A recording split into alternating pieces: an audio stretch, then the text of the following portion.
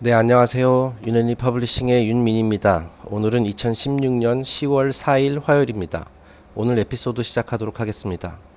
네, 어제 월요일 개천절이었죠. 그래서 저도 어제 하루 쉬고 오늘 화요일 평일 기준으로 이제 화요일부터 계속 에피소드를 진행하도록 하겠습니다. 자, 오늘은 그 How to Understand Your Bible 제2장 진도를 계속 나가도록 하겠습니다. 제목은 Eden and the Angel of the Flaming Sword. 에덴 동산과 불타는 검을 들고 있는 천사에 대한 이야기. 네, 이 섹션이 좀 굉장히 묵직한 내용도 많이 있고 그 내용도 좀 본문도 좀 길거든요. 그래서 아마 3일 내지는 4일 정도 소요될 것 같습니다. 네, 그래서 아마 이번 주 내내 하게 되겠네요. 자, 이 점 염두에 두시고 한번 지금부터 차근차근 진도를 나가 보도록 하겠습니다. 일단 제목은 에덴 동산과 그 불타는 검을 든 천사라고 되어 있지만은 그 외에 그 에덴 동산에 뭐가 있습니까? 그 에덴 동산을 구성하는 여러 가지 요소들 중에 이제 뱀이 있죠. 그죠? 이브를 유혹했었던 그 뱀, 선악과를 따먹도록 이제 꼬신 뱀이 있고, 그 다음에 이제 그 유명한 나무가 있죠. 그 생명의 나무, 그리고 이제 지식의 나무, 뭐 다시 다른 말로는 이제 선악과라고도 합니다만은 그런 내용들도 이제 다루게 될 예정입니다. 네, 오늘 첫 번째 시간 진행해 보도록 하겠습니다. The Adamic being is given dominion over the garden, always a symbol of the astral world, what Levi the transcendentalist calls the astral or magical light. 자, 아담, 즉 아담이라는 그 원형, 인간의 원형은 아스트랄계를 상징하는 정원의 주인이자 관리인이다. 여기서 말하는 정원은 물론 이제 에덴 동산을 말하는 거죠. 예. 자, 그러면 이제 우리가 일반적으로 생각했을 때 이 에덴 동산은 이제 지상 낙원, 뭐 지상은 아니지만은 낙원이라고 이제 생각을 하잖아요. 자, 그런데 왜 아스트랄계라고 표현을 했을까? 이 아스트랄계는 그 허상이 지배하는, 물론 이제 좋은 쪽으로는 이제 상상력을 게 세상이기도 합니다만은 이제 허상의 세계, 뭐 좀 약간 위험한 곳, 인간을 유혹하는 곳, 뭐 그렇게도 이제 알려져 있잖아요. 자, 근데 여기서 지금 맨니피오 씨가 지금 이 에덴 동산은 아스트랄계를 상징한다. 자, 이것이 무슨 말인가? 그것에 대해서 한번 자세히 살펴보도록 하겠습니다. 자, 일단은 제가 그 예전에도 한번 언급했었던 것 같은데 이 낙원, 패러다이스는 그 에덴 동산 전체가 패러다이스가 아니라 에덴 동산의 중심에 위치해 있어요. 그 중심에 패러다이스가 있고 그 이제 밖의 영역, 그 정원의 이제 바깥 영역은 말하자면 아스트랄계라고 할 수가 있습니다. 네, 그런 차이점이 있거든요. 자, 이 점을 기억해 두시고 계속 한번 진도를 나가 보도록 하겠습니다. The same allusion to the garden occurs in the story of Parsifal. 자, 파르지발의 이야기, 파르지팔의 이야기에서도 그 에덴 동산과 똑같은 의미를 가진 어떤 정원이 등장을 한다. Here Klingsor attempts to delude the Knights of the Grail by creating a magical garden filled with enchantments of the senses. 자, 이 파르치발의 이야기가 뭐냐면 성배 기사단이 그 성배를 구하기 위해서 이제 모험을 하는 그런 내용이거든요. 자, 그래서 이들이 목적지가 뭐냐면은 이제 뭐 성배가 있는 곳이겠죠. 이 목적이라는 것이 말하자면 이제 삶의 목표 뭐 그런 거에 이제 비유를 할 수가 있습니다. 자, 그런데 이 파르시발의 그 이야기에 그 클링소라는 마법사가 있거든요. 자, 이 마법사는 말하자면 이제 적이죠. 이 성배 기사단의 그 목적 추구를 방해하는 적이에요. 자, 그래서 성배 기사단이 이제 목적지에 다가가니까 이 마법사 클링소르가 마법을 걸어서 어떤 아름다운 정원을 만들어냅니다. 네. 그래서 이제 인간의 오감을 현혹시키는 그런 아스트랄 세상을 이렇게 만들어내거든요. 자, 그래서 이 정원이 무엇이냐? 결국 인간의 오감을 유혹하는 곳이에요. 이들이 성배 기사단이 목표 달성을 하지 못하도록, 목적지에 도달하지 못하도록 말하자면 계속 회방을 놓는 것이죠. 그 이제 뭐 비슷한 이야기로 그 오디세우스의 여정에 등장하는 사이렌 이야기 아시죠? 그 사이렌이 이제 바닷속에 사는 그 아름다운 바다 요정들인데 그 굉장히 고운 목소리로 그 이제 바다를 항해하는 이런 선원들을 유혹해서 이제 잡아먹는다고 하죠. 오디세우스의 여정 역시 이 성배 기사단처럼 어떤 목적지, 삶의 목표를 달성하기 위해 다른 말로 이제 낙원으로 이제 다시 돌아가기 위한 그런 여정이잖아요. 그 제가 여러 차례 언급했습니다만은. 그런데 그것도 이제 사이렌이라는 이 아름다운 존재들이 나타나서 이제 오디세우스를 방해하죠. 네. 그래서 이것도 한 차례의 위기이자 오디세우스와 그의 이제 선원들이 풀어야만 하는 그런 과제 중에 하나였습니다. 물론 스토리상에서 이제 무사히 그 과제를 통과하게 되죠. 또 하나 비슷한 사례를 들 수 있는 것이 오즈의 마법사에 등장하는 꽃밭입니다. 자, 이제 도로시하고 뭐 틴맨 그 뭐 겁쟁이 사자 그리고 이제 또 뭐 있었죠? 그 이제 허수아비 아저씨 이렇게 네 명이 이제 일행인데 그들이 이제 어떤 목표지를 향해서 이렇게 계속 가잖아요. 그 목표지라는 것이 이제 에메랄드 그 스토리상에서는 에메랄드 시티죠. 자, 그런데 에메랄드 시티에 거의 도달했을 무렵에 굉장히 아름다운 꽃밭을 지나게 되죠. 그런데 이제 그 꽃밭에 그 이제 꽃의 향기에 취해서 이들이 이제 잠에 빠지게 되죠. 네. 역시 이들이 추구하는 바를 방해하는 그런 힘이 되겠습니다. 자, 그러니까 이제 우리가 어떤 목표를 추구함에 있어서 항상 그 순탄한 대로가 아니잖아요. 계속해서 이런 장애물들이 나타나는데 특히 이제 목적지에 거의 다가왔을수록 그런 것들이 많은 것 같습니다. 이 에덴 동산의 중심에 있는 낙원도 마찬가지예요. 그 에덴 동산의 중간에 있는 그 낙원에 이르기 위해서는 이 아스트랄계를 통과해야 된다라는 거죠. 네. 그렇습니다. 뭐 그 안에는 막 뱀도 있고 막 그렇죠. 예. 계속 읽어보겠습니다. 여기서도 나오지만은 enchantments of the senses, 인간의 감각을 마비시키고 감각을 유혹하는 그 대부분의 인간은 이제 감각에 의존해서 이제 모든 행동을 하니까 그런 것을 이제 유혹함으로써 그 정도에서 벗어나게 만드는 그런 힘이라는 얘기죠. In some of the ancient books, the universe is called a garden, and the planets and suns are flowers blossoming in space. 자, 그리고 또 일부 고대 문서에서는 그 이 광활한 우주 전체를 하나의 거대한 정원이라 칭하며 이 우주 안에 우주를 수놓고 있는 수많은 별들과 행성이 말하자면 꽃이라고 할 수 있다. 그 정원의 꽃이라고 할 수 있다. 이렇게 비유도 한다네요. 네, 계속 읽어보겠습니다. With Adam, the human life wave, abided also the seeds and germs of the several other kingdoms. 자, 이 에덴 동산에는 그 뭐 모든 것에 이 에덴 동산은 이제 에테르 세상, 그 영적 세상에 있는 그 영역이라고 말씀드렸었죠. 물리적 세상이 아니라. 그래서 이제 거기서 이제 수많은 뭐 인간을 비롯한 수많은 생명의 씨앗, 원형이 존재하는 곳인데 지금 이런 얘기를 하죠. 아담뿐만 아니라 다른 생명체, 다른 종의 씨앗도 있었다. 이제 아담이 그리고 그것을 이제 총 관리하는 뭐 지배인 같은 정원사 같은 사람이고요. 네, 뭐 다른 동물, 식물들도 다 씨앗도 다 여기 있었다라는 거죠. In Genesis chapter 2 verse 19, the creating power fashions the animal kingdom. 자, 창세기 2장 19절에 보면은 creating power, 그 창조의 힘, 그러니까 엘로힘 말하는 거죠. 그 동물의 왕국을 그 창조하는 그런 장면이 나온다. 그래서 제가 그걸 발췌해봤습니다. 한번 읽어보겠습니다. 한글 성경에서 이제 가져온 겁니다. 여호와 하나님이 흙으로 각종 들짐승과 공중의 각종 새를 지으시고 아담이 어떻게 이름을 짓나 보시려고 그것들을 그에게로 이끌어 이르시니 아담이 각 생물을 일컫는 바가 곧 그 이름이라. 자, 그러니까 이제 그 에덴 동산에 있는 수많은 동물과 식물의 원형, 그것을 보고 이제 아담이 그 관리인이니까 각각 이름을 이렇게 지었다라는 거잖아요. 너는 뭐 무슨 장미꽃, 너는 뭐 사자, 호랑이 뭐 이런 식으로. 자, 그럼 이게 무슨 의미냐? 그 다음 문장에 나옵니다. The intellect of Adam named, that is, examined and understood all the creations. 자, 이렇게 이름을 지었다라는 것은 아담이 여기서는 뭐 한글 구절로는 아담이 각 생물을 일컫는다라고 표현했는데 그 아담은 그 다른 동식물과는 달리 지능이라는 것을 그 인간은 그죠? 인간과 동식물을 구분하는 가장 큰 요인 중에 하나가 이제 지적 능력이잖아요. 아담의 지능으로 이 모든 생명체를 일일이 조사하고 그 특성 같은 걸 조사하고 그것들을 이해했다. 그런 의미라는 거예요. 네. 자, 그래서 어쨌든 아담이 관리하고 있는 에덴 동산 그리고 낙원의 모습이 어떠한지 대략 감으로 한번 살펴봤습니다. 다음 페이지부터는 제가 여기서 이제 등장하는 에덴 동산의 중간에 그 낙원이 있다라는 그 개념을 상징하는 여러 이미지들을 한번 준비해 봤거든요. 그리고 왜 에덴 동산이 아스트랄계라고 불려지는지 그것을 조금 더 비유를 통해서 한번 설명할 수 있는 이미지들을 준비해 봤습니다. 네, 지금 보시는 것은 타로 카드에 등장하는 에덴 동산과 낙원입니다. 자, 이게 왼쪽 카드는 둘 다 이제 메이저 아르카나의 19번 카드, 더 선이라는 카드거든요. 그 왼쪽에 있는 것은 골든 돈 타로고요. 오른쪽에 있는 것은 제가 이제 간간히 소개해드린 바 있는 토트 타로의 더 선 카드입니다. 자, 이게 뭐 거의 비슷하죠.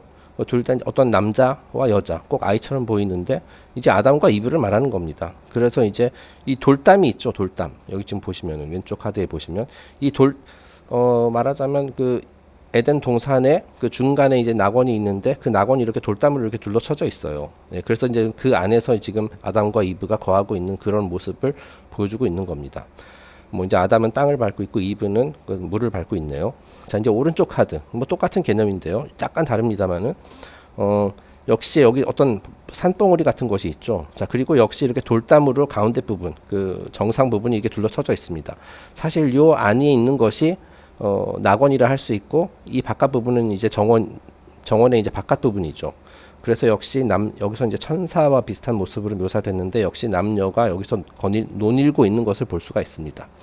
자, 그리고 이 전체적으로 봤을 때 이게 둥그렇게 있고 달걀처럼 보이죠. 이게 코스믹 에그 뭐 이런 거를 상징하는 것일 수도 있고요. 자, 그리고 이제 이 전체 동산을 둘러싸고 있는 이 12개의 심볼은 이제 별자리 심볼이 되겠습니다. 네. 역시 그 낙원과 그 동산의 나머지 부분을 이런 식으로 이제 구분을 하고 있다라는 거죠. 네. 자, 다음 페이지입니다. 이거 역시 인터넷에서 찾은 건데요. 자, 이거 한번 제목 읽어보겠습니다. 사이렌의 유혹에 넘어가지 않기 위해 스스로를 결박한 오디세우스다. 자, 여기서 이제 그 아름다운 그 바다 요정들이 오디세우스가 이끄는 이 선박을 이게 덮칩니다. 그래서 이제 지금 여기 있는 사람이 이제 오디세우스거든요. 그래서 오디세우스가 그 사이렌의 그 아름다운 목소리, 그 유혹에 넘어가지 않기 위해 그 자신의 오감을 현혹시키는 그 유혹에 넘어가지 않기 위해 스스로를 이렇게 결박한 거거든요. 이 배에다가. 예. 그리고 이제 선원들, 실제로 이제 노를 젓는 선원들에는 이제 귀에다가 이제 왁스 같은 거를 잔뜩 넣어가지고 그 소리를 들을 수 없게 그렇게 했답니다. 자, 그래서 이제 말하자면은 모든 감각기관을 이렇게 차단함으로써 이 과제를 무사히 통과할 수 있었다라는 거죠. 지금 오디세우스 지금 뭐 이게 의미가 있는지는 모르겠지만은 지금 사이렌을 바라보지 않고 이제 먼 산을 바라보고 있죠. 네, 그 아름다운 자태에 넘어가지 않게끔 뭐 그런 것 같습니다. 네.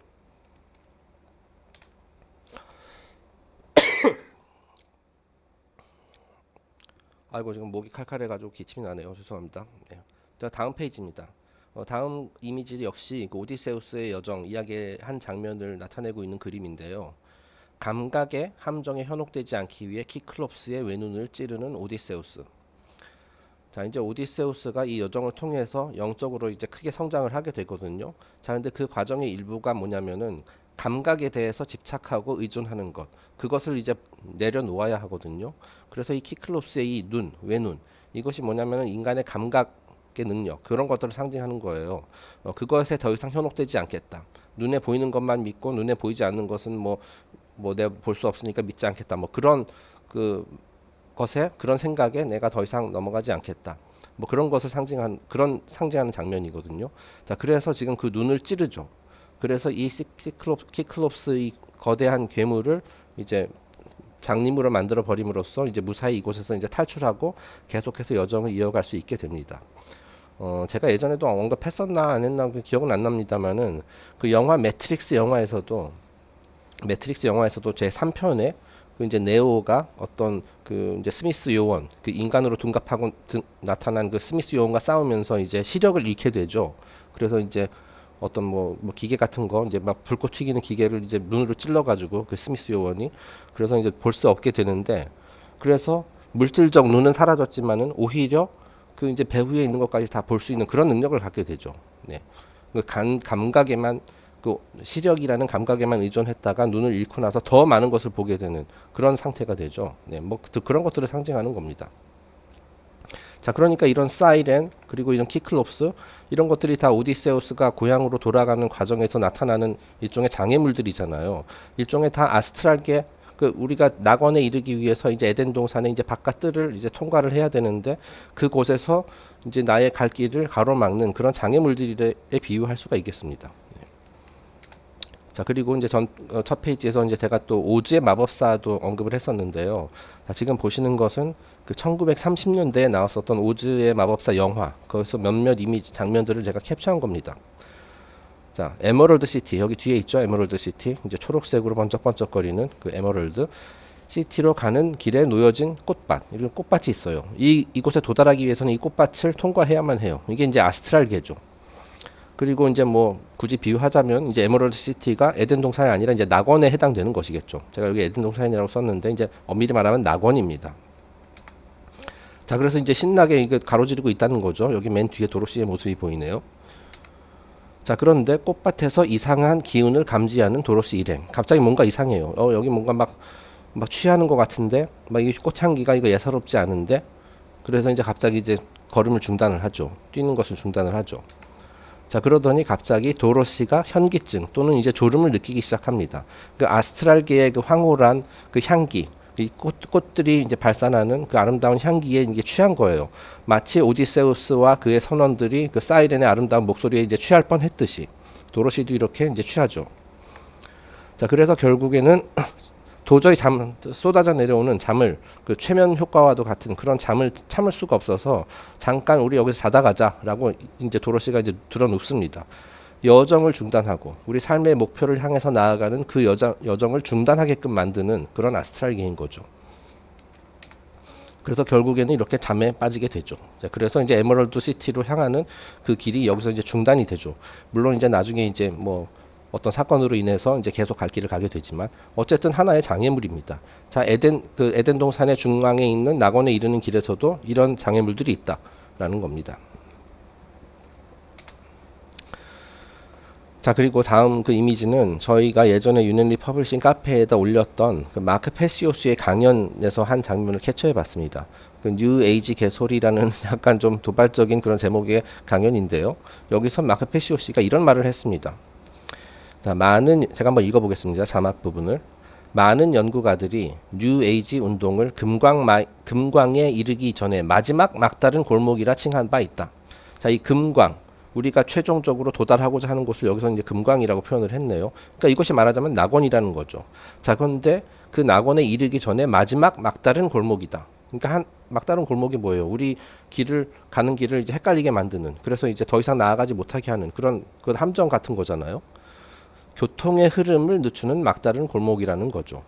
자, 그러니까 지금 마크 페시오 씨는 그 뉴 에이지 사상, 물론 이제 뉴 에이지라는 것이 굉장히 포괄적인 개념이긴 합니다만은 그 달콤한 메시지들이 많이 있잖아요. 뭐 예를 들어서 생각만으로 모든 것이 이루어진다라든지 그런 시크릿의 뭐 그런 거라든지, 그 달콤한 메시지도 일종의 말하자면 꽃밭이라 할 수 있다. 그 아스트랄계라 할 수 있다라고 지금 이렇게 마크 페시오 씨가 얘기를 하는 겁니다. 막다른 골목에 접어들면 원을 그리며 헤매게 됩니다. 전진을 할 수 없죠. 자, 뭐 비슷한 얘기죠. 그렇죠? 우리가 전진하고자 하는 그 움직임을 방해하는 힘이다. 그 최후의 장애물이다. 뭐 이런 식으로 얘기를 하고 있는 겁니다. 예. 아직 보지 못하신 분들은 이 뉴에이지 관련된 마크 페시오 씨의 강연도 한번 시청해 볼 것을 권하고 싶습니다. 원래 저도 요즘 이렇게 이제 동영상을 이렇게 만들고 있지만은 원래 이 뉴에이지 관련된 이 강연이 7시간짜리예요. 마크 페시오 씨가 7시간 동안 쉬지도 않고 그냥 스트레이트로 합니다. 근데 그거는 이제 동영상 강연은 아니고 저처럼 이렇게 자리에 앉아가지고 컴퓨터 앞에 앉아서 이제 일종의 팟캐스트 형식으로 이렇게 하는 내용이었거든요. 네, 그래서 처음에 제가 그 마크 페시오 씨라는 이름을 처음 들은 게 바로 그 강연이었던 걸로 제가 기억을 합니다. 제가 자주 가는 어떤 포럼에 이거 꼭 봐야 된다고 어떤 거를 이거 유튜브 이렇게 링크를 해놨더라고요. 그래서 저는 딱 보고선 7분인 줄 알았어요, 처음에. 근데 나중에 보니까 7시간짜리더라고요. 예.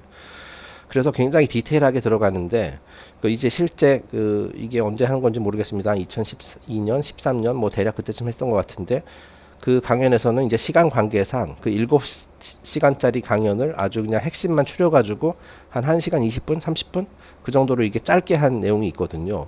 자, 그래서 그 강연에다가 저희가 이제 자막을 입힌 겁니다. 네, 뭐 어쨌든 보신 분들도 많으리라 생각을 합니다. 네, 제가 시간이 되면 그 7시간짜리도 해보고 싶은데 그거 하면 아마 몇 달 걸릴 겁니다. 좀 그래서 네, 양해해 주시고, 자, 다음 페이지로 넘어갑니다. 자, 어쨌든 지금까지 설명했었던 것들 대충 이해되셨죠? 에덴 동산의 모습이 대략 이러하다. 그 중간에 이제 지상 낙원이 있고 그 주위에는 그 낙원에 이르는 그 여행자들을 방해하는 그 아스트랄계가 있다. 뭐 그런 식으로 돼 있다라는 거죠. 거기에 이제 뭐 뱀도 있고 그런 거죠. 네. The next important allegory relates to the creation of Eve, the female or negative principle. 자, 이제 에덴 동산에 대한 얘기와 관련해 가지고 우리가 풀어야 할 또 하나의 그 수수께끼 또는 이제 우화는 그 이브의 창조라는 것이다. 자, 여기서는 그 이브를 어떻게 설명을 하고 있냐면 맨니 피오시는 여성성의 원칙 또는 음의 원칙, 네거티브 프린시플. 여기서 네거티브는 뭐 부정적이다라는 네거티브가 아니라 양 할 때 양이 포지티브고 음이 네거티브인 거죠. 음의 원칙을 말하는 것이다. To understand this, we must realize that the original Adamic man, that is, the spirit in its luminous vestments, was in itself androgynous. 자, 이제 우리가 이브의 그 원칙, 뭐 이브의 원칙이라는 말을 제가 그냥 만들어낸 겁니다만은 그것을 이해하기 위해서는 일단 원조 아담에 대해서 다시 한번 살펴볼 필요가 있다. 그 원조 아담, pre-Adamic man, 어떤 물질적인 육신을 갖기 이전의 아담, 자 그것은 인간의 원형이라고 말씀드렸었죠. 자 그런데 그런 얘기를 했었어요. 그 pre-Adamic man은 양성의 속성을 지니고 있는 존재였다. 그러니까 남녀 구분이 있는 것이 아니라 양성이다. 남성성과 여성성이 완벽한 조화를 이루면서 균형 상태에 있는 그런 존재였다. 그리고 이제 아직 우리가 알고 있는 그런 육신을 가지기 전의 상태이기 때문에 빛의 의복을 걸친 존재였다라고 이제 설명을 하죠. 네. 그러니까 이제 오리지널 낙원에 있었던 그 원조 아담을 말하는 겁니다. According to the ancient Jewish legends, Adam was formed with two faces and two bodies united back to back. That is, with two natures, each facing in the opposite direction. 자, 그러니까 우리가 이제 원조 아담이라고 얘기했을 때는 이거 아담과 이브 할 때 그 아담이 아니에요. 그 남자 아담 그걸 말하는 것이 아니라 그 인간의 원형을 그냥 아담이라고 하는 겁니다. 그러니까 아담의 속성, 그러니까 나중에 남자 아담이라는 남자로 탄생하게 되는 그 아담의 속성과 이브의 속성을 동시에 지니고 있는 거죠. 자, 그리고 이거 전에도 한번 언급했었던 건데 고대 유대계 전설에 따르면 아담은 두 개의 얼굴과 두 개의 몸을 가진, 다시 말해 남성성과 여성성의 속성을 동시에 지닌 존재였다. 자, 그래서 여기서 좀 더 구체적으로 나오네요. 그러니까 앞에도 머리가 있고 뒤에도 머리가 있는 거예요. 그래서 앞에 있는 머리는 남자 얼굴이고 뒤에 있는 머리는 뭐 여자 얼굴이고, 그리고 몸도 앞뒤로 이렇게 있었다. 네, 뭐 하여튼 그런 식으로 이제 그 고대 그 유대교 전설 카발라에서는 그렇게 이제 설명을 하고 있습니다. 네, 뭐 실제로 그렇게 생겼다라기보다도 하나의 심볼인 거죠. 그런 식으로 양성적인 존재라는 것을 아마 표현했었던 것 같습니다. 네, 그 다음에 이제 여기서 이제 굉장히 중요한 내용이 나오는데요. 여기서 이제 많은 시간을 할애하게 될 것 같습니다만 한번 읽어보겠습니다. In the authorized version은 이제 공인 성경을 말하는 거죠. The creating power is said to cause a deep sleep to descend upon Adam, and from his side Eve was created. Genesis chapter 2 verses 21 to 23. 자, 성경에서는 이 creating power, 엘로힘이 이제 아담을 이제 깊은 잠에 빠뜨리게 하고 그의 갈빗대를 취하여서 이브를 창조했다. 뭐 이렇게 이제 기록이 되어 있다라는 거죠. 자, 그래서 제가 그 구절 창세기 2장 21절부터 23절을 그대로 한번 캡처해서 적어봤습니다. 한번 읽어보겠습니다. 여호와 하나님이 아담을 깊게 잠들게 하시니 잠들매 그가 그 갈빗대 하나를 취하고 살로 대신 채우시고 여호와 하나님이 아담에게서 취하신 그 갈빗대로 여자를 만드시고 그를 아담에게로 이끌어 오시니 아담이 가로되 이는 내 뼈 중에 뼈요 살 중에 살이라 이것을 남자에게서 취하였은즉 여자라 칭하리라 하니라 이렇게 되어 있습니다. 자, 그러니까 이것을 문자 그대로 보면은 최초의 남자가 있었고 그 여자는 나중에 태어났다. 그것도 그 남자 몸의 일부를 가지고서 만들어졌다. 그렇기 때문에 이것을 문자 그대로 해석하면은 그 종교계와 신학계에서는 그렇게 여자는 그래서 남자보다 아래에 있는 존재다. 평등하지 않다. 뭐 옛날에는 그런 생각을 했었거든요. 그리고 이제 사실 솔직히 말해서 그런 것이 지금까지도 많이 이어지고 있죠. 네, 여성은 권리도 제한이 되고 남자에 비해서 뭐 여러 가지. 네. 이건 역시 그 매니표 씨가 그 뒷부분에서 얘기하겠지만은 종교계가 저지른 최대의 오류 중 하나다라고 얘기를 합니다. 역시 이 이브의 탄생이라는 그 내용을 잘못 이해했기 때문에 그런 이제 오해가 일어난 것이다. 그런 오류를 범하게 된 것이다라고 얘기를 합니다. 자, 그게 무슨 말인지 계속 읽어보겠습니다. Eve is the etheric principle, called by Plato the principle of generation. 자, 이 이브라는 것이 상징하는 것이 무엇이냐면은 etheric principle이다. 자, 이게 etheric principle 뒤에서 자세히 설명하겠습니다만은 그 인간이 원래 그 육신을 가지기 전에는 이런 물질적 육신을 가지기 전에는 에테르체를 가진 존재, 그런 영적 존재라고 말씀을 드렸었잖아요. 자, 그런데 그 에테르체에서 그 에테르라는 어떤 그 재료를 이용을 해가지고 나중에 이제 물질적인 육신을 가진 존재로 이제 태어나게 된 거거든요. 그 과정을 상징하는 것이 이브라는 거예요. 네. 그리고 이제 플라톤은 어떻게 얘기했냐면 이걸 principle of generation. 그 생성의 원칙이라는 거죠. 어떤 이게 새로운 생명의 탄생 뭐 그런 걸 의미하는 겁니다. 자, 그런데 이걸 이therik principle에 비유해서 얘기하자라면은 이브가 상징하는 그 프린시플이 뭐냐면은 그 영적 인간이 인간으로부터 물질적 인간이 태어나는 과정, 그것을 상징하는 거예요. 자, 그리고 이제 우리가 보통 어떤 생명을 탄생시키는 것은 이제 여성이니까 이제 이걸 여성, 이브 이렇게 이제 표현한 것으로 저는 이해를 하고 있거든요. 네. 여기 뒤에도 썼습니다만은 자, 아우라라는 게 먼저 있었어요. 그리고 거기를 통해서 나중에 이제 육신이 최종적으로 육신이 이렇게 탄생하게 된다라고 말씀드렸잖아요. 그 원리를 대변하는 것이 바로 이브라는 심볼이에요. 예. 꼭 여자라는 의미가 아니라. 예. 그 여자 뭐 우리 이제 물질 세상에서는 이제 어떤 뭐 종을 불문하고 이제 여성이 어떤 새로운 생명체를 이렇게 몸에서 이렇게 탄생시키듯이 그 아우라에서 물질적 육신이 이렇게 탄생시키는 그 원리를 상징하는 것이라는 얘기예요. 예. 그 나중에 그래서 여자는 나중에 태어났다 그런 의미가 아닙니다. 여기서 이제 비유를 듭니다. This is exuded out of the auric body in the same way that the hard shell of a snail is exuded from the soft substances of its body. 자, 이렇게 비유를 들었어요. 여기서 이제 exuded out. 여기서 말하자면 이제 우리가 치약을 짜면은 거기서 치약이 쭉 나오듯이 그 auric body, 그러니까 아우라체 또는 이제 에테르체 거기서부터 이제 이렇게 뭔가 이제 물질이 쫙 나와가지고 그것으로 이제 물질적인 그 몸이 만들어진다라는 거거든요. 진짜 우리 육신을 가진 그런 존재가 만들어지게 된다라는 거거든요. 그것을 어디에다 비유했다면은 그 스네일 이거는 이제 달팽이죠. 자, 근데 이 달팽이를 보면은 그 몸이 어떻습니까? 되게 말랑말랑하잖아요. 자, 그것을 어떤 생명체의 아우라 또는 에테르체에 비유할 수 있어요. 자, 그런데 이제 달팽이 껍질 있죠? 달팽이 집. 그건 어떻습니까? 굉장히 단단하잖아요. 자, 그것은 말하자면은 육신에다 비유할 수 있는 거예요. 자, 그런데 이게 그 단단한 그 껍질이 그 달팽이의 그 말랑말랑한 몸에서 이렇게 나온 거거든요. 몸의 일부죠, 사실. 자, 근데 이제 비유를 하자면은 그 말랑말랑한 그 본체 부분이 말하자면은 에테르체 또는 아우라체인 거고요. 거기에서 이제 물질이 이렇게 나와가지고 단단한 껍질을 형성하게 된 것. 이 단단한 껍질이 물질적 육신이라고 이렇게 볼 수가 있는 거예요.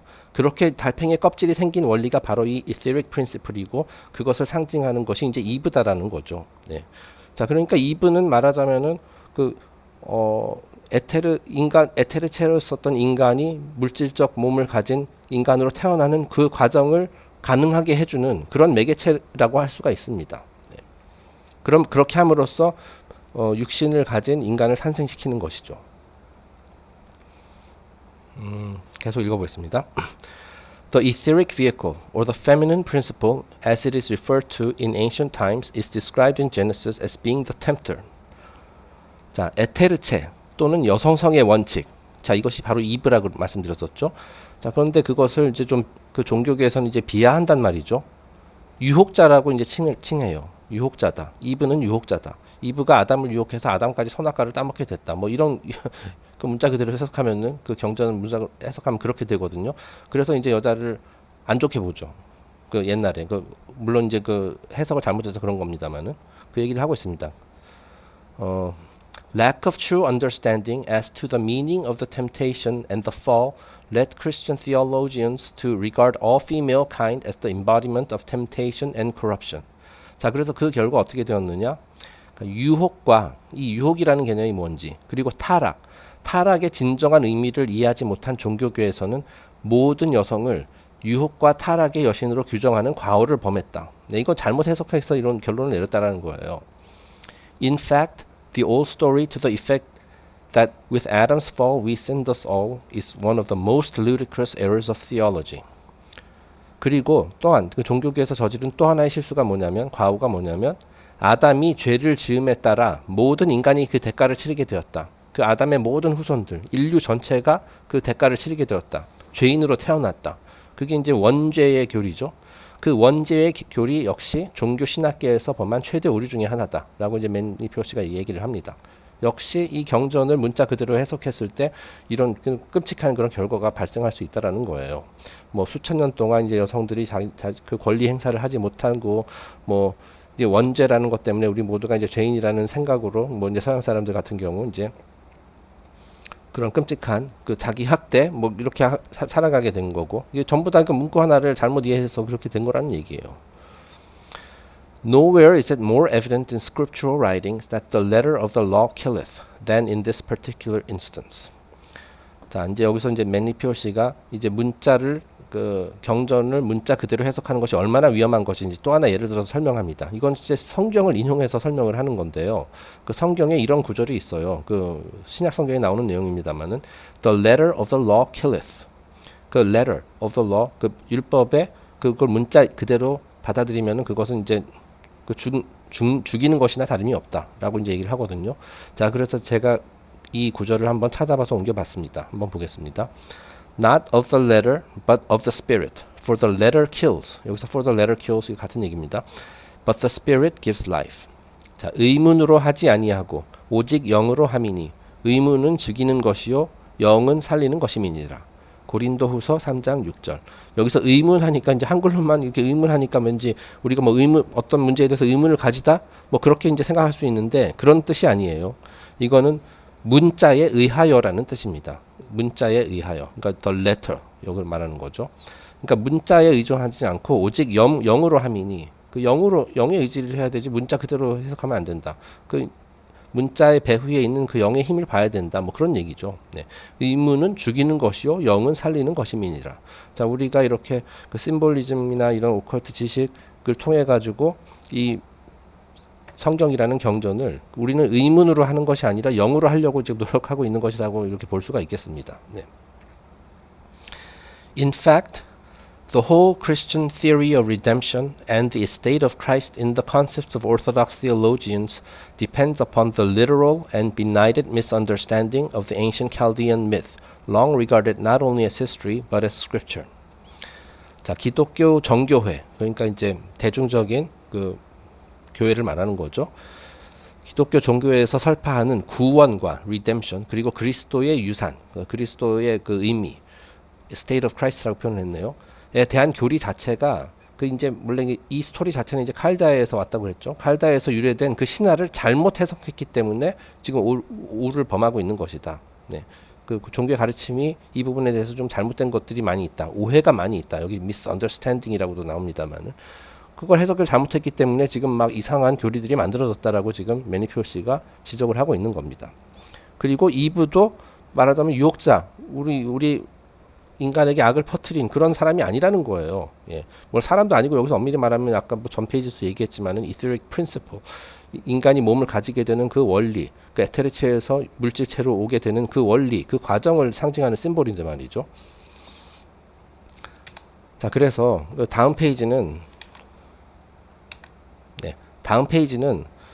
저의 생각을 이제 본문에 나오는 것은 아닙니다만은 저도 이거 상당히 이거 나름대로 고민을 했었던 그런 그 의문이거든요. 네. 그래서 저의 생각을 한번 정리를 해봤습니다. 자, 이브가 뭐 성경에 따르면은 뱀의 꼬임에 넘어가서 선악과를 따먹고 아담에게도 건넸잖아요. 예, 이제 성경에 그렇게 기록돼 있어요. 그래서 결국 아담과 이브 둘 다 그 선악과를 따먹고 결국에는 에덴 동산에서 추방되는 그런 결과를 뭐 인간의 타락이라고도 하고 the fall of man. 자, 그렇게 해서 뭐 인간이 저주를 받게 됐다. 원죄를 그 저지르게 되어서 후손들까지도 전부 다 시달리게 됐다. 이것이 바로 이제 우리 공식적인 그 설명인데 이것의 진짜 의미에 대해서 제가 이제 나름대로 생각해 본 것을 여기 이제 한 페이지로 정리를 해봤습니다. 여기서 이제 저의 생각이라는 것을 좀 염두에 두시고요. 양해를 바랍니다. 욕을 먹을 수도 있습니다. 욕 먹을 각오를 하고 한번 적어 본 겁니다. 한번 읽어보겠습니다. 자, 제가 지금까지 공부한 것들을 전부 다 이제 종합을 해가지고 저희 나름대로 결론을 내린 건데요. 자, 이브는 에테르체에서 물질적 몸이 탄생하게 되는 etheric principle의 상징이다. 네, 그 전에 얘기했던 거고요. 낙원에 머무르고 있던 인간의 원형이 즉 pre-Adamic man 원형이 물질 세상으로 내려오는 것은 신의 계획의 일부이자 자연의 법칙이다. 네. 그러니까 뭐냐면 인간이라는 원형이 만들어졌으면은요. 이것이 나중에는 결국 뭐 다른 것도 마찬가지지만 물질적인 존재로 탄생을 해야 돼요. 반드시 그래야만 해요. 네.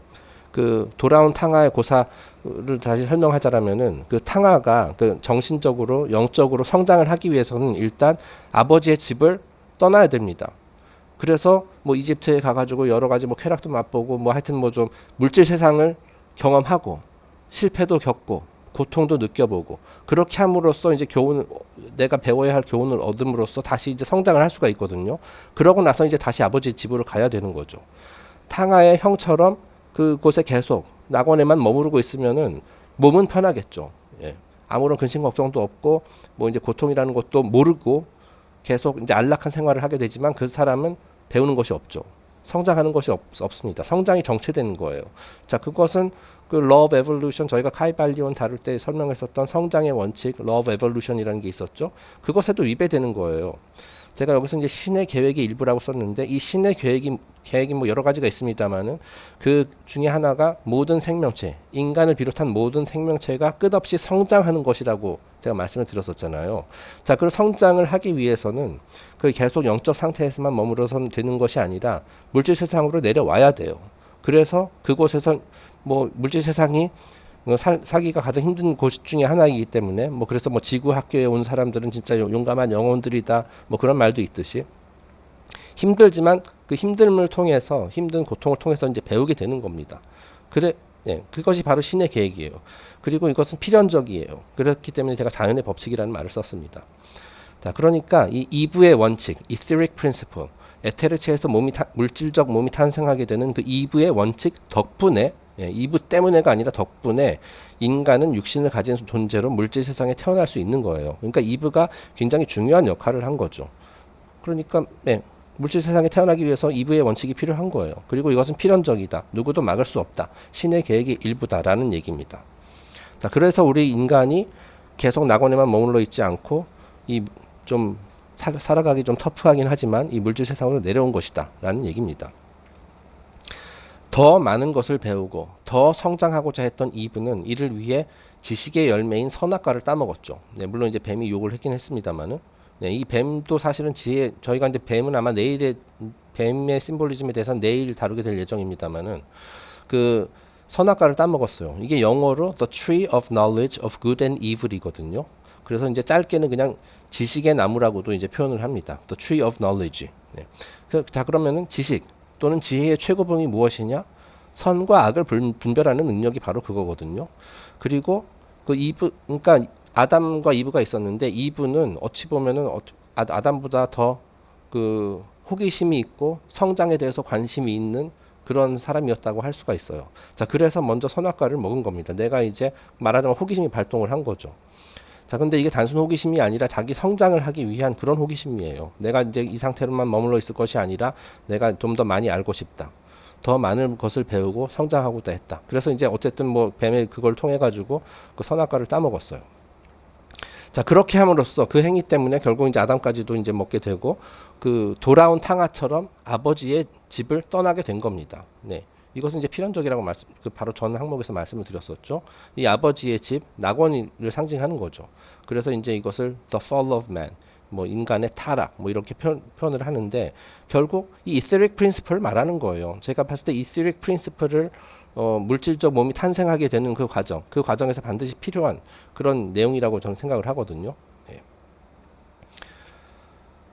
이 사건으로 인해 낙원에서 안락하게 지내고 있던 인간은 물질 세상으로 내려와 육신을 갖게 되고 이때부터 험난한 고생길이 시작돼요.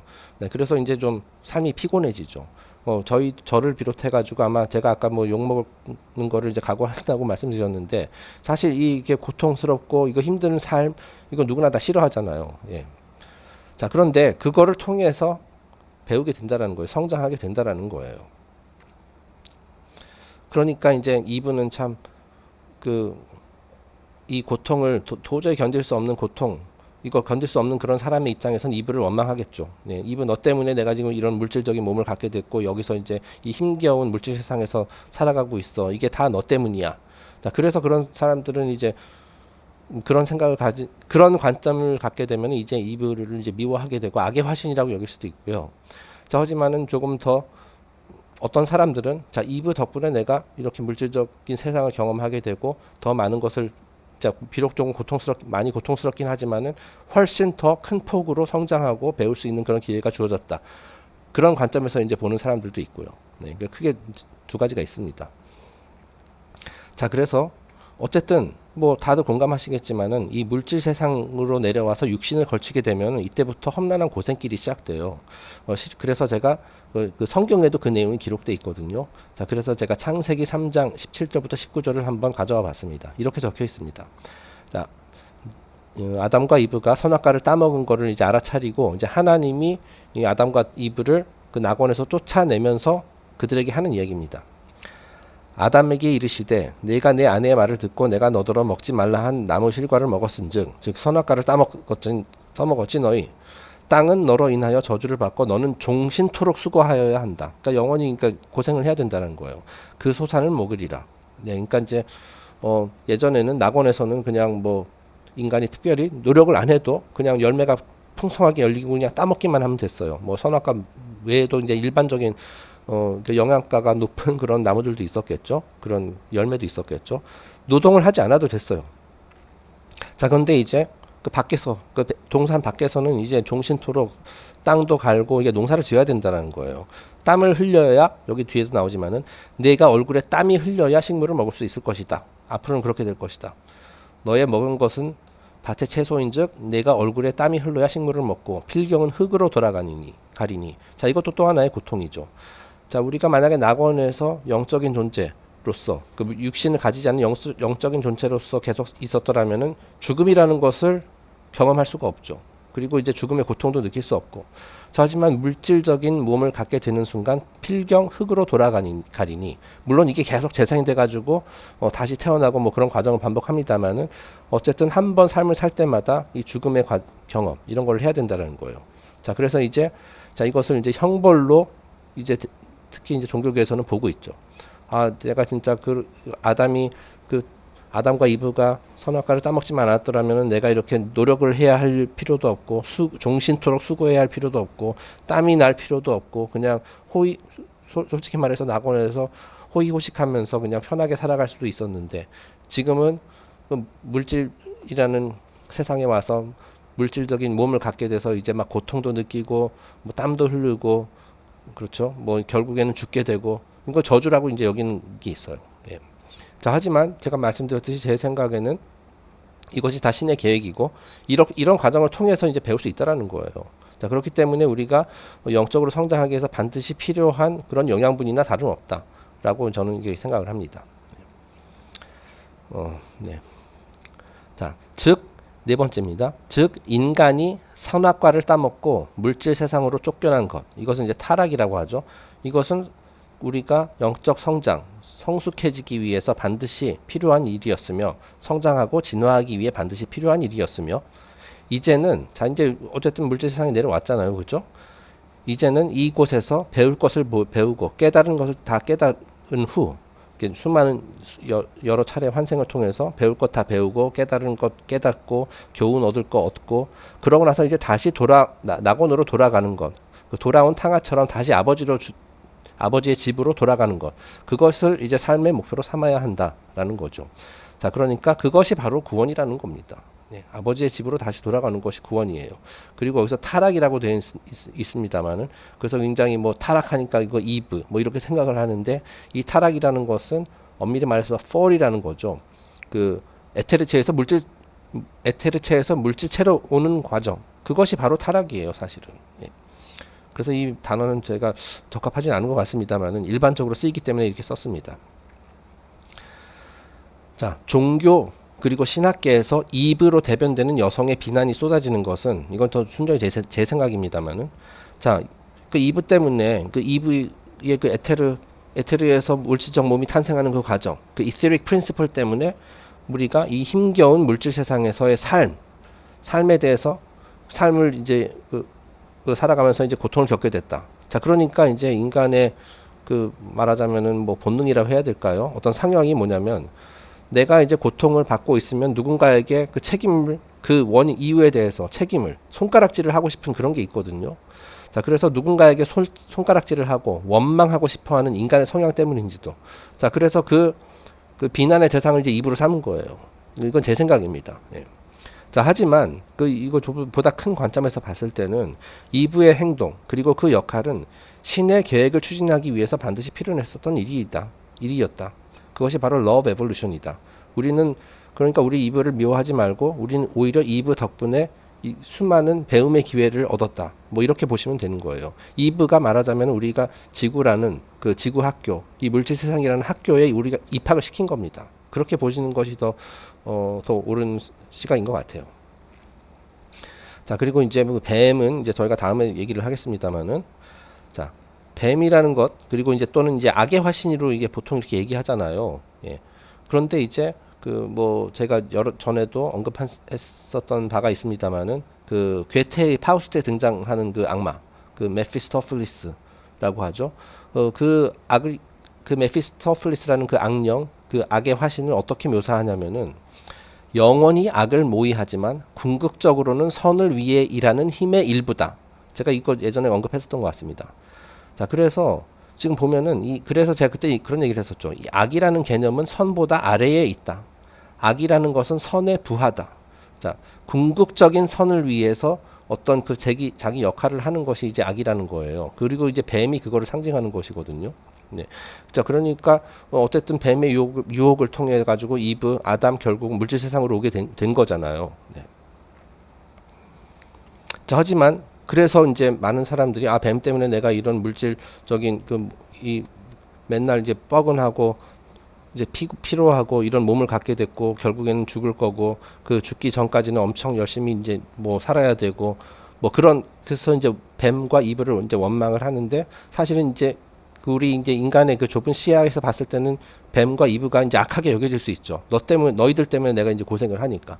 자, 하지만 이 고생이를 통해 가지고 사실은 큰 관점에서 봤을 때는 내가 더 나은 인간, 더 나은 영혼, 더 영적으로 성장하는 그런 존재가 될 수 있다라는 거예요. 그러니까 큰 관점에서 봤을 때는 이것이 선을 달성하기 위해서 필요했었던 하나의 그 과정인 거죠. 네. 그것을 이제 우리한테 마음에 들지 않기 때문에 이제 악이라고 이제 얘기를 하는 거거든요. 네.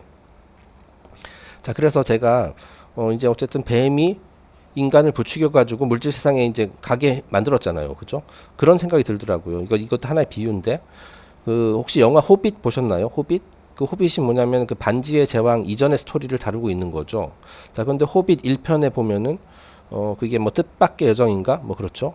거기서 그 주인공이 빌보라는 사람이 있어요. 그 빌보가 이제 호빗 쪽의 이제 주인공인데, 어느 날 그 마법사 간달프가 이제 빌보를 찾아와 가지고 용을 사냥하는 모험을 제안하죠.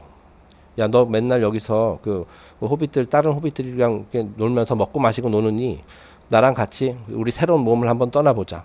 이번에 어떠한 일들 때문에 우리가 이제 큰 거대한 용을 이제 사냥해야 되는 그런 이제 퀘스트가 이제 주어졌는데, 너도 그 일에 할 수 있는 역할이 있다고 나는 생각한다. 그래가지고 간달프가 이렇게 꼬시거든요. 그래서 결국에는 어떻습니까? 뜻밖의 여정이잖아요. 그래서 빌보가 간달프와 함께, 그리고 그 난쟁이 종족, 드워프 종족과 함께 이제 용을 이제 죽이기 위한 그 여정을 떠나게 되죠. 자, 그러니까 이것도 하나의 제 생각에는 에덴 동산에서 이제 쫓겨내는 것과 비슷한 스토리인 것 같아요. 그러니까 빌보도 자기 호빗 마을이라는 그 낙원 같은 곳에서 살다가 이제 훨씬 더 인간으로서 성장하기 위해서 간달프를 따라서 그 험한 세상 속으로 그 용이라는 어마어마하게 무시한 그 괴물을 죽이러 그런 위험천만한 여정에 이제 발을 담게 되죠. 그러고 나서 이제 어떻습니까? 뭐 결국에는 그 퀘스트를 달성하는데 성공하고 이제 백의종군하게 되죠. 그래서 훨씬 예전에 평범했었던 빌보가 아니라 지금은 영웅과 같은 그런 빌보가 되죠. 네. 그 어떻게 보면은 이 마법사 간달프가 이 뱀이랑 비슷한 거예요. 네. 그런 생각이 들었습니다. 결국 이 간달프 때문에 이 빌보가 수많은 위험에 처하게 되고 이제 공경에 빠뜨리게 되거든요. 하지만 그런 공경에 빠짐으로써, 그리고 그런 나에게 닥친 그런 문제를 해결하고 극복하고 그런 것들을 배움으로써 성장을 하게 되잖아요. 예. 자, 그래서 이 뱀 그리고 마법사 간달프 마찬가지로 인간을 공경에 빠뜨림으로써 성장을 촉구하는 것이다. 궁극적으로는 성장을 촉구한다.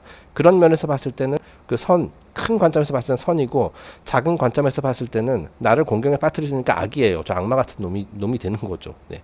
아마 빌보도 뭐 간달프를 친구니까 이제 뭐 힘쾌히 처음에는 따라가 나갔을지 모르지만은 자기 이제 목숨이 막 위태위태한 모습에서는 속으로 그런 생각을 했겠죠. 내가 그때 간달프의 말을 듣지 말았어야 됐는데 그때 간달프 게임에 속아 넘어가지 않았더라면 지금쯤 배 두드리면서 이제 맥주나 마시고 있을 텐데, 아이고 저 나쁜 놈, 저 사악한 놈, 이런 생각을 분명히 했을 거예요. 네. 하지만 장기적으로는 결국 이 경험을 통해서 많은 것을 배우고 성장을 하게 된 것이죠. 네. 그래서 이제 이브하고 뱀에 대한 그 저의 생각은 이렇습니다. 네. 너무 욕하지는 말아주세요. 네. 네, 그래서 이제 다음 장부터는 이제 뱀에 대한 이야기인데, 이게 또 새로운 주제이기 때문에 오늘은 여기서 이제 마치고요. 내일 또 이제 계속해서 진도를 나가도록 하겠습니다. 감사합니다.